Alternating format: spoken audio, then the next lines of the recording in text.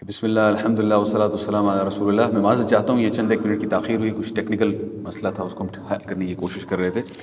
اچھا جناب، الحمدللہ اللہ تعالیٰ کی بڑی مہربانی سے الحمدللہ ہم نے کل اپنا 29واں پارہ مکمل کر لیا. آج ہم ابتدا کر رہے ہیں 30ویں پارے سے، اور 30ویں پارے کی پہلی صورت ہے سورۃ النبا. انشاءاللہ ہم یہاں سے ابتدا کریں گے.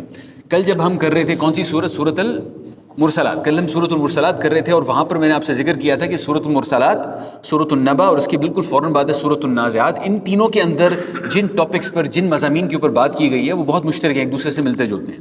البتہ جن پہلوؤں کے اوپر اللہ تعالیٰ نے زور دیا ہے اس میں تھوڑا سا فرق ہے. تو مثال کے طور پہ سورۃ المرسلات کے اندر جو جہنم کا بیان تھا اس کی تفصیل تھی. یہاں پہ آج ہم دیکھیں گے سورۃ النبا، اس کے اندر جنت کے حوالے سے کچھ اور تفصیل دی گئی ہے. البتہ جو 29ویں پارے اور 30ویں پارے کی تمام صورتوں کے اندر جو ایک قدر مشترک ہے وہ یہ ہے کہ اللہ کے نبی صلی اللہ علیہ وسلم، عام طور پہ مکی صورتیں ہیں. یہ مکی صورتیں کا مطلب یہ ہے کہ ہجرت سے پہلے کی نازل کی گئی صورتیں. اس کا مطلب یہ ہوتا ہے جب ہم کہتے ہیں مکی صورت، اس کا مطلب ہے ہجرت، نبی وسلم کی ہجرت سے پہلے نازل ہوئی، پہلے 13 سال کے اندر. جس کا مطلب یہ ہے کہ نبی صلی اللہ علیہ وسلم تبلیغ کر رہے تھے، اور ان کے سامنے جو لوگ تھے وہ یہودی اور عیسائی نہیں تھے. عام طور پہ وہ لوگ مشرکین تھے، مشرکین عرب تھے، ان سے بات کر رہے تھے. البتہ جو انسان کی نفسیات ان مشرکین عرب میں تھی، وہ انسان کی نفسیات ہمیں بعد میں یہودیوں میں بھی نظر آتی ہے، نصرانیوں میں بھی نظر آتی ہے، پھر بعد کے مسلمانوں میں بھی نظر آتی ہے. کیونکہ انسان تو انسان ہے، اگر وہ بدی کی طرف جاتا ہے تو اس کا سوچنے کا انداز ویسا ہی ہو جاتا ہے. اگر انسان اچھائی کی طرف آنا شروع ہوتا ہے تو اس کا سوچنے کا انداز ویسا ہی ہو جاتا ہے. تو جب ہم یہ آیات دیکھیں گے تو میری آپ سے گزارش ہے، اپنے آپ کو اس جگہ پر رکھ کے دیکھیے گا کہ اگر میں اس وقت موجود ہوتا تو کیا میں حضرت ابو بکر والی پارٹی میں ہوتا یا ابو جہل والی پارٹی میں ہوتا. اپنے دل سے یہ چیز پوچھنی چاہیے، کیونکہ وہ مشکل حالات تھے. تو اس زمانے میں مشرکین مکہ آپس میں جب نبی کریم صلی اللہ علیہ وسلم نے ان کے سامنے دعوت پیش کی تو آپس میں بحث کیا کرتے تھے. ہمارا خیال یہ ہے، کم از کم میرا تصور یہ تھا جب میں نے یہ چیز ابتدائی جماعتوں میں اسلامیت ہم نے پڑھنی شروع کی، میرا تصور یہ تھا کہ ان کا اختلاف نبی کریم صلی اللہ علیہ وسلم سے زیادہ اس چیز پہ تھا کہ اللہ ایک ہے یا نہیں ہے. انہوں نے جو مورتیاں بنائی ہوئی تھیں وہ ان کی پوجا کرنا چاہتے تھے، اور وہ کہتے تھے یہ مورتیاں ہمارے لیے مقدس ہیں، اور ان مورتیوں کا تبرک ہم لیتے ہیں اور ان کا دھون پیتے ہیں ہم، یہ ہمارے لیے، ہمارے آباء و اجداد یہ کرتے رہے تو یہ ہمارے لیے بڑا اہم ہے، اور آپ یہ نئی چیز لے کے آئیں کہ اللہ ایک ہے. میرا خیال یہ تھا کہ ان کی بحث عام طور پہ اس چیز پر ہوتی تھی. لیکن جب آپ ان کی نبی کے وسلم کے ساتھ مکالمات پڑھنا شروع کرتے ہیں تو آپ کو پتہ چلتا ہے کہ حقیقت اس سے مختلف ہے. ان کی اصل میں بحث اس چیز پہ ہوتی تھی کہ قیامت کے دن حساب ہوگا یا نہیں ہوگا.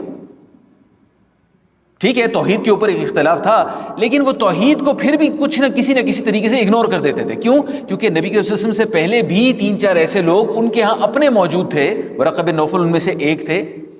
میں نے آپ سے زید بن عمرو بن نوفل، میں نے ان کا بھی ذکر کیا تھا. حضرت سعید بن زید کے والد وہ بھی ایک تھے، وہ بھی کہا کرتے تھے کہ بتوں کی پوجا نہیں کرنی چاہیے.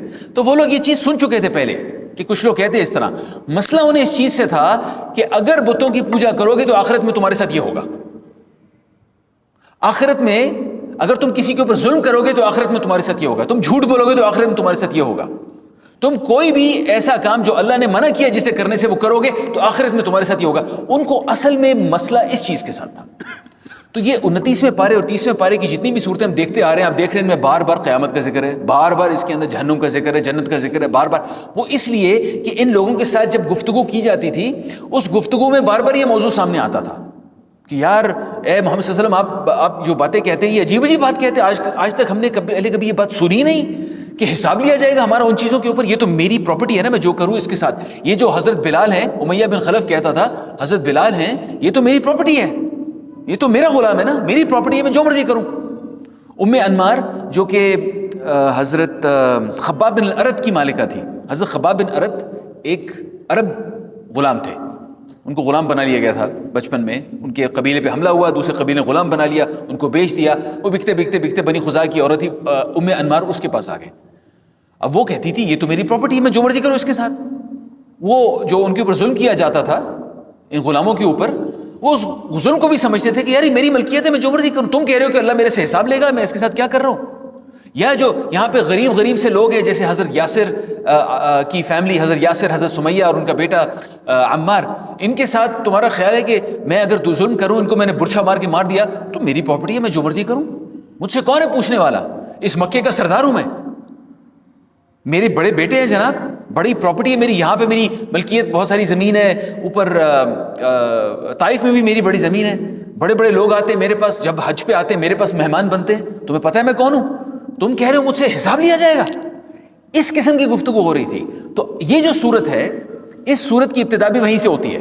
اب نقشہ یہ کھینچ رہے ہیں اللہ رب العزت کہ کچھ لوگ ہیں جو نبی کریم صلی اللہ علیہ وسلم سے بحث کر رہے ہیں، اور اس کے علاوہ گھر میں بھی جب وہ بیٹھتے ہیں کسی بیٹھک میں، ان کی آپس میں ملاقات ہوتی ہے.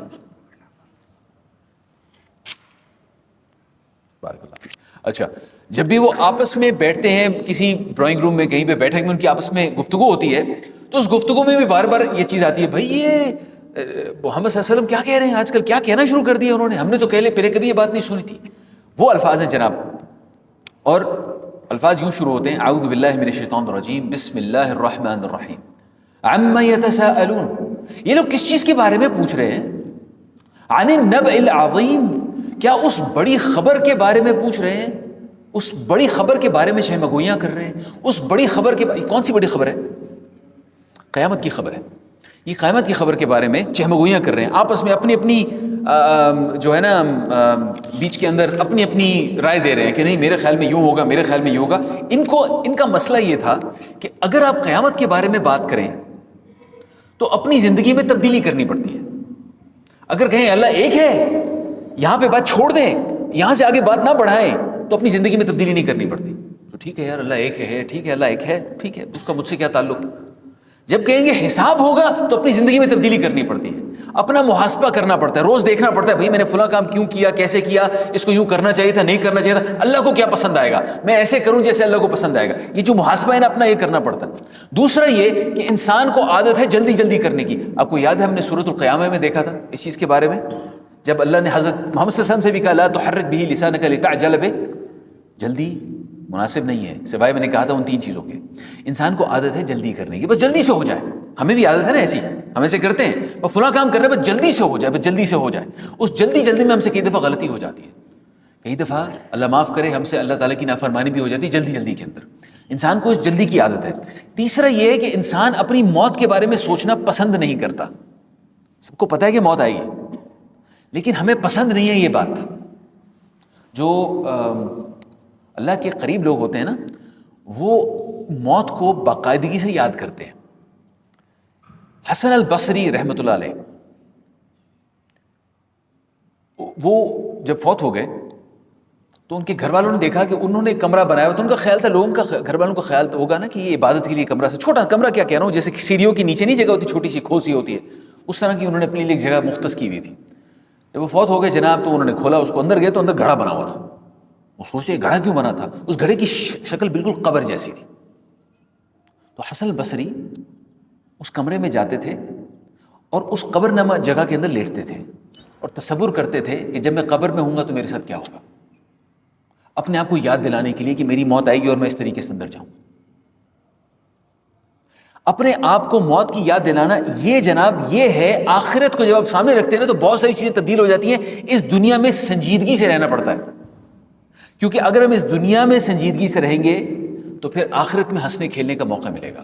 اگر اس دنیا میں ہم نے ہر چیز کا مذاق اڑانا شروع کر دیا، ہر چیز کو مذاق میں اڑا دیا، تو پھر آخرت میں رونا پڑے گا. تو اللہ تعالیٰ کہتے ہیں عن النبأ العظیم، اس عظیم چیز کے بارے میں یہ چہمگوئیاں ہو رہی ہیں کہ موت کے بعد اٹھنا ہے. الذی ہم فیہ مختلفون، تو یہ جناب اس کے بارے میں اختلاف کر رہے ہیں. اچھا، وہ اختلاف کئی قسم کا ہوتا ہے. ایک گروپ آپ کو ایسا ملے گا، میں دوسروں کی بات نہیں کر رہی، ہمارے اوپر بھی اطلاق ہوتا ہے، میں ٹھیک ہے ذکر کر رہا ہوں کافروں کا، لیکن ہمیں ذہن میں رکھنا ہے کہ ہم بھی کچھ پتہ نہیں ہے کہ موت کے وقت ہمارا دل کہاں پر ہوگا.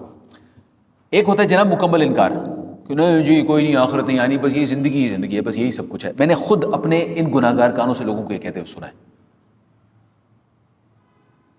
ہمارے اس ملک کے اندر کچھ لوگ اس حد تک پہنچ جاتے ہیں. بس یہ ہے جناب، ایک صاحب نے مثال دی، وہ دیکھو وہ جو مرغی مری ہوئی پڑی ہے نا، وہ مرغی مری ہوئی ہے، ہاں جی مری ہوئی ہے، وہ تو وہیں پڑی رہے گی، ہمارے میں فرق بس یہ ہمیں دفنا دیا جائے گا. ایک صاحب نے اس طرح کی بات کی. اچھا، میں نے ان صاحب کی پھر موت کا بھی حشر دیکھا، اور اللہ تعالیٰ معاف کرے، کئی دفعہ اللہ تعالیٰ انسانوں کو دنیا میں دکھا دیتے ہیں کہ ان کے ساتھ کیا ہوتا ہے. تو یہ ہے مکمل انکار کہ آخرت آئے گی نہیں، کچھ نہیں، بس مر جائیں گے، اس کے بعد سو جائیں گے، آنکھیں بند ہو جائیں گی، ختم. دوسری صورت ہوتی ہے لوگ کہتے ہیں کہ اچھا دیکھو یار ہو سکتا ہے واقعی آخرت آ جائے، کیونکہ لگتا یہ ہے اس دنیا میں جو کچھ ہو رہا ہے نا کہ ہمیشہ بدلہ ملتا ہے، چونکہ اس دنیا میں بدلہ پورا نہیں ہوتا تو کہیں نہ کہیں تو بدلہ ہوگا، تو اس کا مطلب ہے کہ بدلہ ملے گا، لیکن ہمیں بچانے والے بھی ہیں۔ اچھا کون ہے بچانے والے؟ وہ جناب وہ بزرگ تھے نا، بزرگ، ان کی ایک مورتی بنی ہوئی ہے ہماری، ہم اس کا تبرک لیتے ہیں تو ہم تو بچ جائیں گے۔ اچھا کیسے بچ جائیں گے؟ وہ بزرگ ہماری شفاعت کر دیں گے۔ اس کے بارے میں اللہ تعالیٰ قرآن شریف میں کہتے ہیں ہؤلاء شفعاؤنا عند اللہ، وہ ہمارے شافعی ہیں اللہ رب العزت کے پاس، وہ ہماری شفاعت کر لیں گے۔ اب آپ کو کس نے کہا یہ؟ آپ کو کیسے پتہ ہے؟ اچھا اس کے بعد پھر تیسری بھی ایک قسم ہوتی ہے، کچھ لوگ کہتے ہیں کہ بھئی ہم تو چونکہ فلاں کی اولاد ہے نا تو ہمارے ساتھ ایک خاص قسم کی ٹریٹمنٹ ہوگی اس دن، ہمارے ساتھ ایک خاص برتاؤ ہوگا اس کو۔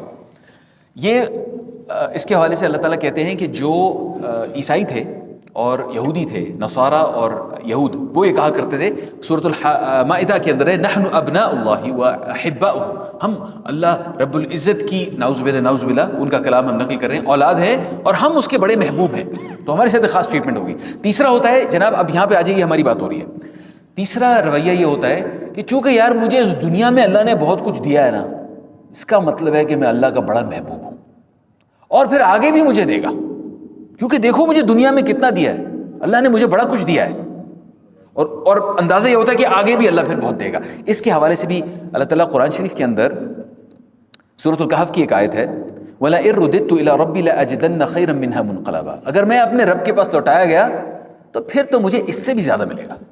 یہ اس قسم کا یہ غلط فہمیاں ہیں، ہم نے اپنی طرف سے، اپنی اختراع سے اپنے خیال بنا لیے ہیں، حقیقت میں ایسا کچھ نہیں ہے، حقیقت میں معاملہ اللہ بہتر جانتا ہے، اس کے بالکل برعکس ہوگا۔ ایک اور جناب غلط فہمی ہوتی ہے کہ اللہ بڑا غفور ہے، جناب اللہ تعالیٰ بڑا غفور الرحیم ہے، وہ سب کو معاف کر دے گا۔ اللہ تعالیٰ اس حوالے سے کہتے ہیں یا ایھا الانسان ما غرک بربک الکریم، اے انسان تجھے کس چیز نے تیرے رب کے حوالے سے دھوکے میں ڈال دیا۔ حقیقت ہمیں پتہ چلے گی اس کلام سے، اللہ کے کلام سے جو اللہ رب العزت نے ہماری طرف نازل کیا ہے، ہم اس کلام سے معلوم کریں گے۔ اس کے بعد اللہ تعالیٰ ہمیں آیات فطرت کے بارے میں بتاتے ہیں، جیسے باقی صورتوں میں آ چکا ہے، میں جلدی ان سے گزرتا ہوں۔ الم نجعل الارض مہادا، کیا یہ واقعہ نہیں کہ اللہ رب العزت نے زمین کو فرش بنا دیا ہمارے لیے چلنے کے لیے؟ یہ پچھلی 3-4 صورتوں میں اس چیز کا ذکر ہو چکا ہے۔ والجبال اوتادا، اور پہاڑوں کو میخوں کی طرح گاڑ دیا، یاد ہم نے یہ بھی دیکھا تھا۔ اس کے بعد وخلقناکم ازواجا، اور تمہیں مردوں عورتوں کے جوڑوں کی شکل میں بنایا۔ وجعلنا نومکم سباتا، اور تمہاری نیند کو باعث سکون بنایا۔ اس کا پہلے ذکر نہیں ہوا تھا، لیکن یہ اللہ تعالیٰ کی بہت بڑی نعمت ہے۔ انسان سوتا ہے، اس کے بعد اٹھتا ہے تو بالکل تازہ دم ہو چکا ہوتا ہے۔ وجعلنا النہار معاشا، اور دن کو اور رات کو پردہ پوش، وجعلنا اللیل لباسا وجعلنا النہار معاشا، اور رات کو پردہ پوش اور دن کو معاش کا وقت بنایا۔ وبنینا فوقکم سبعا شدادا، اور تمہارے اوپر 7 مضبوط آسمان قائم کیے۔ یہ میں نے بتایا تھا کہ متشابہات میں سے ہے۔ وجعلنا سراجا وہاجا، اور ایک نہایت روشن گرم سورج کو چراغ کی طرح بنایا۔ وانزلنا من المعصرات ماء ثجاجا، اور بادلوں سے لگاتار بارش برسائی تاکہ اس کے ذریعے غلہ اور سبزی، لنخرج به حبا ونباتا وجنات الفافا، تاکہ اس کے ذریعے غلہ اور سبزی اور گھنے باغ ہوئیں۔ اچھا میں نے جلدی سے گزر گیا کیونکہ پچھلی چند صورتوں میں ہم اس کا ذکر کر چکے ہیں۔ اللہ تعالیٰ اپنی نعمتوں کا ذکر کرتے ہیں، وہ تمام نعمتیں، ان میں سے کچھ کا ذکر ہمارے پاس یہاں پہ آ گیا، اور یہ اللہ تعالیٰ ثبوت کے طور پہ پیش کرتے ہیں۔ اور میں نے آپ سے اس وقت بھی کہا تھا، کل غالباً یہ بات ہوئی تھی، میں نے گزارش یہ کی تھی کہ کبھی کبھی ہر مسلمان کو کچھ وقت اپنی ذات کو دینا چاہیے، جب ارد گرد اور کوئی بھی نہ ہو، خاموشی سے کچھ وقت صرف اکیلے میں اللہ کے ساتھ گزارنا چاہیے۔ رات کے وقت تو ہے ایسا، دن کے وقت بھی آپ کو 15 منٹ ایسے نکال دیں جو آپ نے مختص کیے ہوں صرف اللہ تعالیٰ کے لیے۔ ان 15 منٹ کے اندر خاموشی سے کہیں پہ نکل جائیں، بے شک کہیں چہل قدمی کے لیے نکل جائیں، واک کے لیے نکل جائیں، کہیں پہ چلے جائیں، اپنا وقت صرف اللہ رب العزت کے ساتھ گزارے۔ دیکھیں اس دنیا کو کہ اللہ تعالیٰ نے اسے کیسا بنایا ہے۔ ہمیں فائدہ یہ ہے شہروں میں رہنے کا کہ بہت ساری سہولیات ہوتی ہیں، لیکن شہروں میں رہنے کا ایک نقصان بھی ہے کہ انسان کا خیال یہ ہوتا ہے کہ پانی بوتل سے آتا ہے۔ ہم یہ بھول جاتے ہیں کہ پانی اصل میں کہاں سے آتا ہے، آسمان سے آتا ہے۔ وہ اس چیز کا مشاہدہ کرنا ضروری ہے، وقتاً فوقتاً کچھ وقت اپنا نکالا کیجئے جس میں اللہ تعالیٰ کے ان معجزوں کا مشاہدہ کیا کریں، تاکہ انسان کا دل اس کی طرف جائے، واقعی دیکھے کہ اللہ تعالیٰ نے سب کچھ کیا بنایا۔ میں ساتھ ساتھ ذکر کرتا جاؤں کہ جتنے بھی اللہ تعالیٰ نے انبیاء بھیجے ہیں نا، ان سب کو ٹریننگ کے لیے اللہ تعالیٰ نے بھیڑوں کے گدڑیے کے طور پر کچھ وقت گزروایا، بھیڑوں کا چرواہا بنایا، تمام انبیاء کرام، یہ نبی قسم کی حدیث سے ثابت ہے. اور صحابہ کرام نے اللہ کے نبی سے پوچھا کہ آپ بھی؟ انہوں نے کہا ہاں میں بھی. اور کہا کہ میں چند ایک، ہمارے الفاظ میں کہیں گے چند ایک ٹکوں کیوز، بہت ہی کم پیسوں کیوز، میں مکے والوں کی بھیڑ بکریاں چرایا کرتا تھا. اچھا خاص بھیڑ بکریوں کے چرواہوں کی بات ہو رہی ہے، اونٹوں کے نہیں. اچھا وہ جو چرواہے ہوتے ہیں ان کو بہت ساری چیزوں کا موقع ملتا ہے، اور امام ابن حجر الاسقلانی نے فتح الباری میں تفصیل سے اس کا ذکر کیا. 7 انہوں نے مختلف چیزیں بتائی ہیں کہ چرواہے کا جو کام ہوتا ہے اس کو کیا فائدہ ہوتا ہے. ان میں سے ایک چیز میں آپ کے سامنے رکھنا چاہتا ہوں. چرواہا اپنا پورا دن گزارتا ہے شہر سے باہر، اللہ رب العزت کے کاموں کا مشاہدہ کرتے ہوئے. وہ سورج نکلا، یہ سایہ یہاں سے وہاں پہ گیا، یہ جھاڑیاں ہیں یہاں پر، یہ میں نے دیکھا جب پتے کسی موسم میں کیسے تھے اب کس موسم میں کیسے ہو گئے. میں نے چھوٹے موٹے کیڑوں کو دیکھا، میں نے مختلف جانوروں کو دیکھا، کچھ جانور میری بھیڑوں کے قریب آئے، میں نے اپنی بھیڑوں کو دیکھا. ابھی اللہ تعالیٰ کی ان چیزوں کا انسان کو مشاہدہ ہوتا ہے. اس سے انسان کو بہت اپنی حقیقت کا اور اس دنیا کی حقیقت کا پتہ چلتا ہے کہ ہماری زندگی اصل میں کتنی نازک ہے، کتنی فریجائل ہے. اس کے بعد اللہ تعالیٰ کہتے ہیں ان یوم الفصل، ان تمام اپنی نشانیوں کا ذکر کرنے کے بعد اللہ تعالیٰ کہتے ہیں ان یوم الفصل کان میقاتا، بے شک فیصلے کا ایک دن اس کا وقت مقرر ہے. پھر فرماتے ہیں یوم ینفخ فی الصور فتأتون افواجا، جس روز سور میں پھونک مار دی جائے گی. وفتحت السماء فكانت ابوابا وسيرت الجبال فكانت سرابا، اور تم گروہ در گروہ نکل آؤ گے اور آسمان کھول دیا جائے گا اور پہاڑوں کو چلا دیا جائے گا. اچھا ہم یہ جو یوم الفصل ہے قیامت کا دن، اس کا ذکر کئی دن سے آ رہا ہے، تو آج میں نے سوچا کہ مناسب ہوگا کہ جو موٹے موٹے واقعات قیامت کے دن پیش آنے ہیں وہ ہم اپنے سامنے رکھ لیں، تاکہ جب بھی ہم قیامت کے دن کے بارے میں سوچتے ہیں اور ہمارے ذہن میں جو تصور آتا ہے اس میں ایک ترتیب آ جائے. ہم نے مختلف آیات دیکھی ہیں اور ان آیات کی ہمارے پاس حدیث شریف سے جو ترتیب آتی ہے کہ وہ جو اس دن واقعات ہوں گے وہ کیا ہوں گے. تو ہم شروع کرتے ہیں وہاں سے جہاں سے اللہ تعالیٰ حضرت اسرافیل علیہ السلام کو حکم دیں گے سور پھونکنے کا. یہ علماء کرام کے مطابق تیسری دفعہ سور پھونکا جائے گا. جو تیسری دفعہ سور پھونکا جائے گا جب سب لوگوں کو اٹھا دیا جائے گا.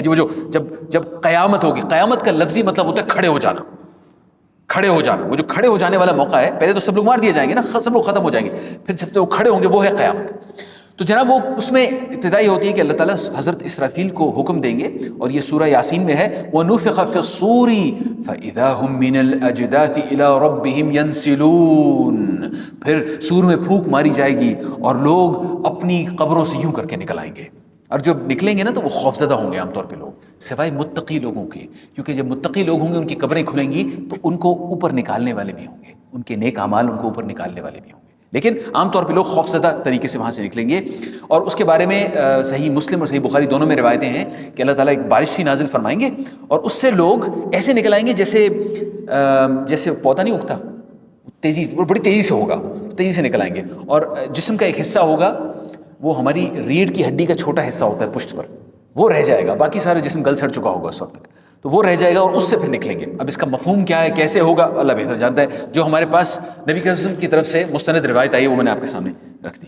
پھر جناب اللہ تعالیٰ سورۃ الانبیاء میں کہتے ہیں کما بدأنا اول خلق نعید، جیسے پہلے تخلیق کی تھی ویسے اللہ تعالیٰ لوٹا دیں گے. یعنی جسم بھی آ جائے گا، بال بھی آ جائیں گے، جیسا جسم یہاں پہ تھا ویسا اس وقت وہاں پہ آ جائے گا. اور جب لوگ قبروں میں سے نکلیں گے ہم میں سب سے پہلے حضرت محمد صلی اللہ علیہ وسلم نکلیں گے. اور نبی صلی اللہ علیہ وسلم نے فرمایا، حضرت عائشہ سے یہ حدیث ہمارے پاس پہنچتی ہے، انہوں نے فرمایا کہ لوگ نکلیں گے حفاۃ عراۃ غرلا.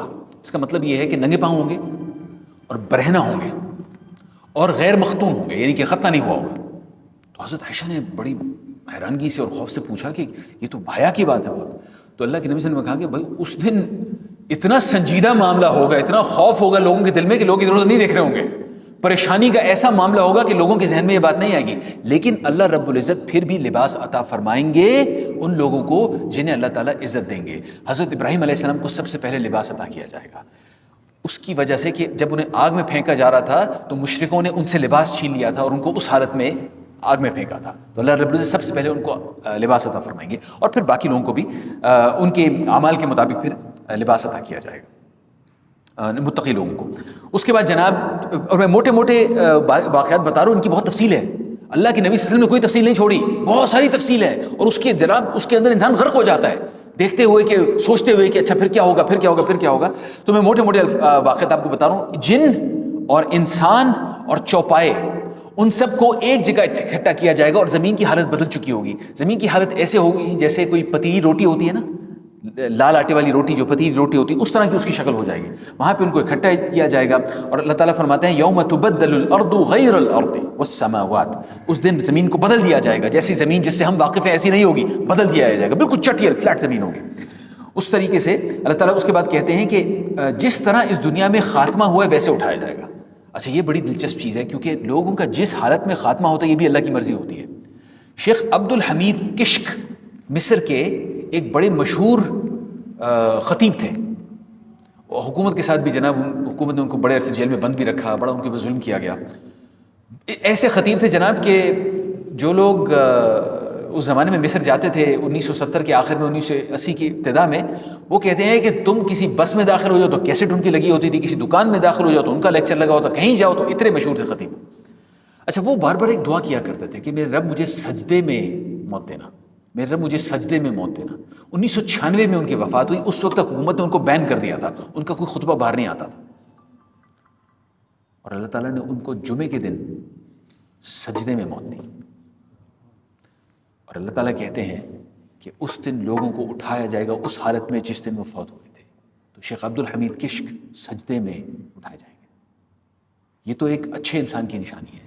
اس کے بعد اگر کوئی غلط کام کرتا ہوا, کوئی حرام کام کرتا ہوا مارا گیا, کوئی جھوٹ بولتا ہوا, کوئی بے ایمانی کرتا ہوا, کوئی زنا کرتا ہوا, کوئی غلط کام کرتے ہوئے مارا گیا, توبہ توبہ توبہ, اس دن اس کا کس حالت کے اندر اس کو اٹھایا جائے گا. اب ہمارے پاس بہت سارے واقعات آتے ہیں. کچھ لوگ پارٹیاں کرتے ہوئے اس حالت میں ان کی موت واقع ہو جاتی ہے تو انسان کے رونگٹے کھڑے ہو جاتے ہیں. اللہ معاف کرے, اس حالت میں ان کو اٹھایا جائے گا. انسان کو اپنے حوالے سے بھی اللہ رب العزت سے دعا کرنی چاہیے کہ اللہم اختمنا علی حسن الخاتمہ, اے اللہ تعالیٰ ہمیں حسن خاتمہ عطا فرمائیے, آمین. اس دن جناب سورج بہت قریب آ چکا ہوگا اور کافر جو ہوں گے نا وہ دہشت اور ذلت میں ہوں گے. ترحقهم ذلہ خاشعۃ ابصارهم ترحقهم ذلہ. سورج قریب آئے گا, سایہ ہوگا نہیں جناب, اور لوگ اپنے اعمال کے مطابق پسینے کے اندر ہوں گے. کسی کا پسینہ ٹخنوں تک, کسی کا گھٹنوں تک, کسی کا یہاں تک. کچھ لوگ ہوں گے جو اپنے پسینے کے اندر ڈوب رہے ہوں گے. اس دن ایک سایہ ہوگا اللہ رب العزت کے عرش کا. اس دنیا میں گناہ کی دعوت دے کوئی, مثال کے طور پہ مرد کو عورت یا عورت کو مرد کو گناہ کی دعوت دے, اور وہ اس کے دل میں خیال ہے اور وہ کہے نہیں مجھے اللہ سے ڈر لگتا ہے, وہ اس وجہ سے گناہ کی دعوت نہ لے.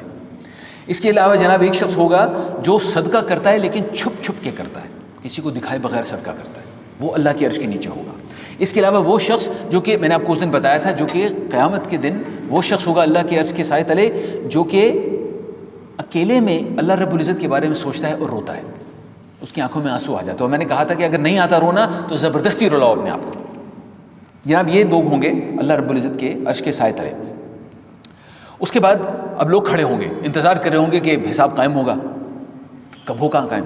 50,000 سال کا وقت گزر جائے گا. میں نے آپ کو بتایا تھا کہ متقی لوگوں کو اللہ تعالیٰ اس سے بچا لیں گے, لیکن باقی لوگوں کے لیے بہت ہی لمبا عرصہ ہوگا. وہ تمام مخلوق صفوں میں اللہ رب العزت کے سامنے آئے گی. آپ اور میں بھی ان صفوں میں کھڑے ہوں گے, ہماری بھی پیشی ہوگی فردن فردن. ہم سب فردن فردن اللہ رب العزت کے سامنے آئیں گے. سب سے پہلے امت محمد, سب سے پہلے ہماری امت کی پیشیاں ہوں گی, اور اس پیشی کے اندر کوئی راز چھپا نہیں رہ جائے گا. ہم اس دنیا میں کرتے ہیں نا بہت سارے کام جن کے بارے میں ہمیں پتہ ہوتا ہے اور کسی کو پتہ نہیں ہوتا. اس دن اللہ رب العزت کو سب کچھ پتہ ہوگا.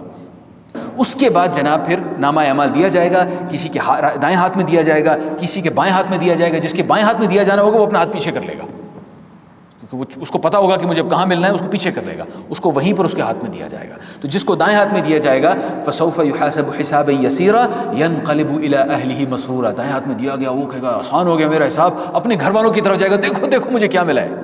تو دوسرا جس کو دیا جائے گا وراء ظہری, وہ کہے گا یا لیتنی لم اوتا کتابی, کاش کہ میری کتاب مجھے نہ دی گئی ہوتی. جناب اس دوران میں اللہ تعالیٰ مومن کو قریب کر کے اس سے باز پرس کرے گا, قریب کر کے بالکل پہلو میں کر لے گا اور قریب کر کے پوچھے گا. یہ کون سے لوگ ہوں گے جنہیں قریب کرے گا؟ یہ وہ لوگ ہوں گے میرے بھائی جنہیں اس دنیا میں اپنے کسی مسلمان بھائی کے کسی عیب کا پتہ چلا تھا اور انہوں نے اس کی پردہ پوشی کی, انہوں نے وہ عیب چھپا لیا.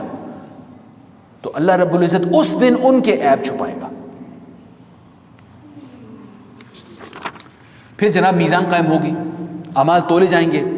اس کا ذکر ہم کرتے رہے. پھر جناب حوض کوثر پہ نبی کریم صلی اللہ علیہ وسلم مسلمانوں کو بلائیں گے اور جو پیے گا حوض کوثر میں سے وہ پیاسا نہیں ہوگا۔ البتہ کچھ ایسے لوگ ہوں گے جو ویسے تو مسلمان ہوں گے لیکن انہوں نے اسلام میں ایسی چیزیں داخل کر دی ہوں گی جو کہ اسلام سے نہیں ہوں گی، ان کو نبی کے رسول روک دیں گے حوض کوثر پہ جانے سے۔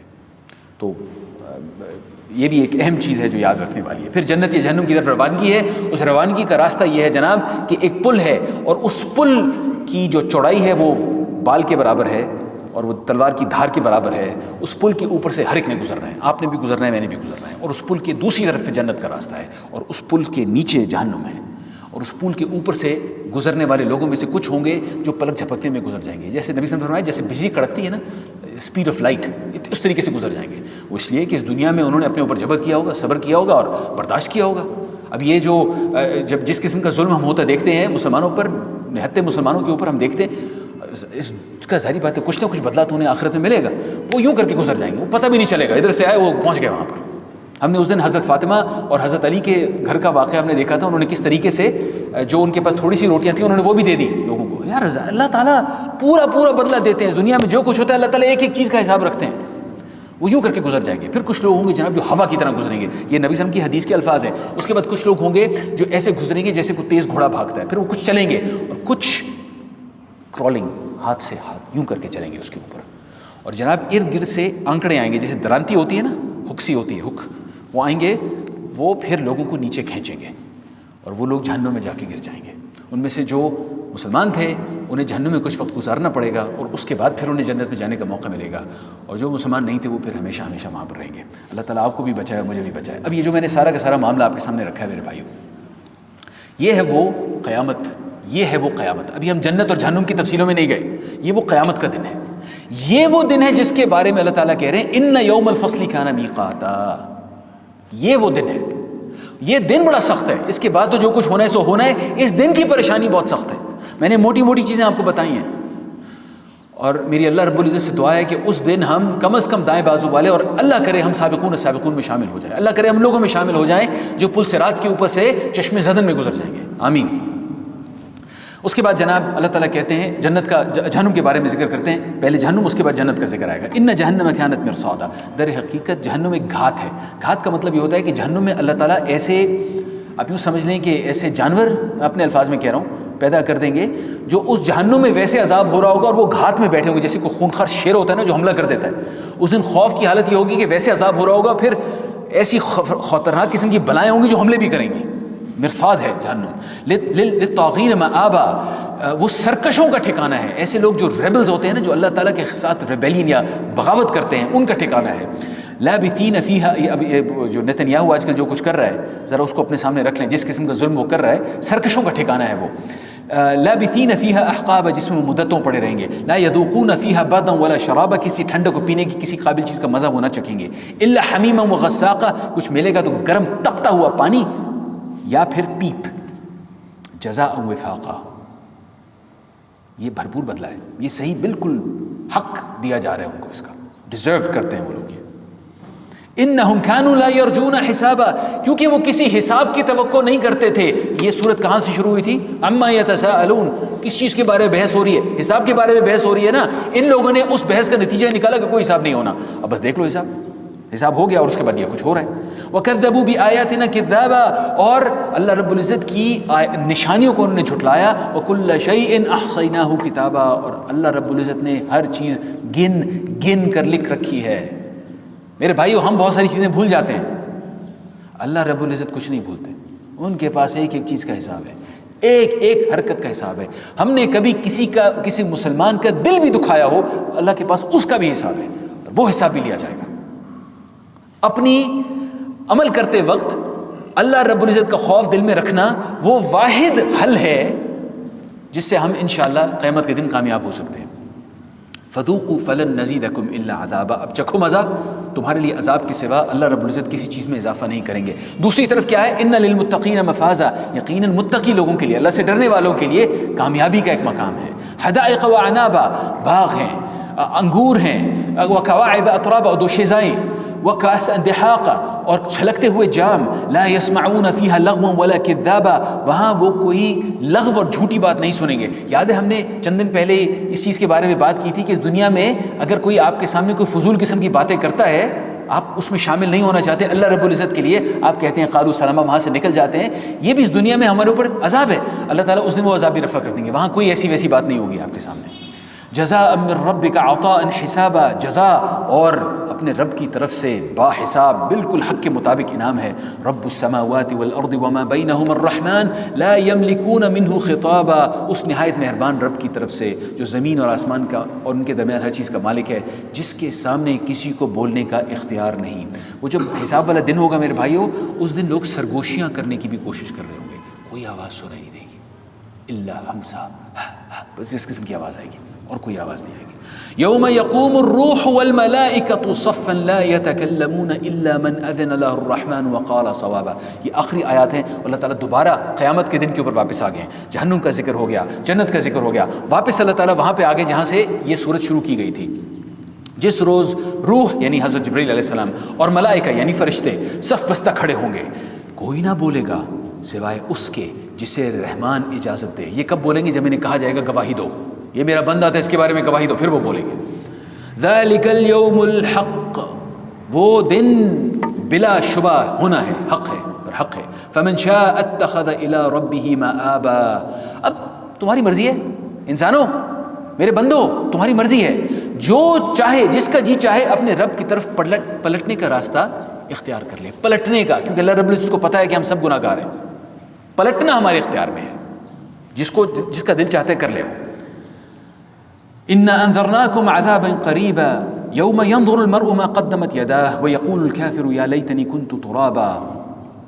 ہم نے یعنی اللہ رب العزت نے لوگوں کو اس عذاب سے خبردار کر دیا ہے جو قریب آ لگا ہے، جس روز آدمی وہ سب کچھ دیکھ لے گا جو اس کے ہاتھوں نے آگے بھیجا ہے. اور کافر پکار اٹھے گا کہ کاش میں مٹی ہوتا.